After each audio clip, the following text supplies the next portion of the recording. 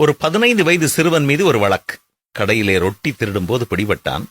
நீதிபதி குற்றத்தை விசாரித்து அந்த சிறுவனிடம், உண்மையிலேயே நீங்கள் ஏதாவது ரொட்டி அல்லது பாலாடை கட்டி திருடினீர்களா என்று கேட்டார்.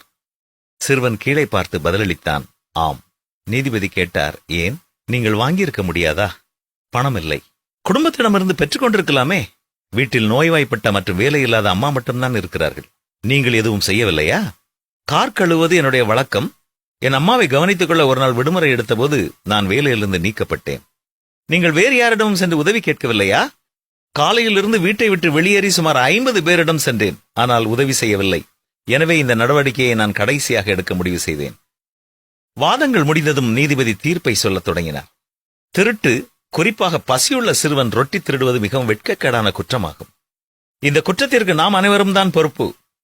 நான் உட்பட நீதிமன்றத்தில் உள்ள ஒவ்வொரு நபரும் குற்றவாளிகள். எனவே இங்கு இருக்கும் ஒவ்வொரு நபருக்கும் தலா $10 அபராதம் விதிக்கிறேன்.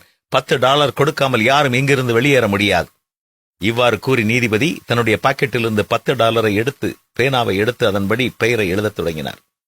மேலும் பசித்த குழந்தையை போலீசிடம் ஒப்படைத்ததற்காக கடைக்கு $1000 அபராதம் விதிக்கிறேன்.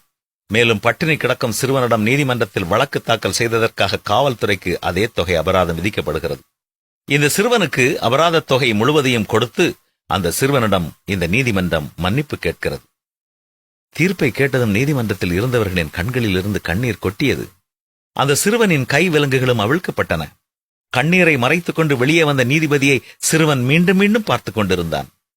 நமது சமூகமும் அமைப்புகளும் நீதிமன்றங்களும் அத்தகைய முடிவை எடுக்க தயாரா?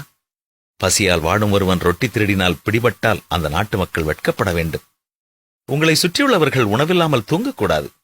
தயவு செய்து இந்த செய்தியால் நீங்கள் ஈர்க்கப்பட்டால், நீங்கள் வேறு எதையும் செய்யும் முன்பதாக உங்களை சுற்றி பார்த்து ஒருவரை மகிழ்ச்சி அடையச் செய்யுங்கள்.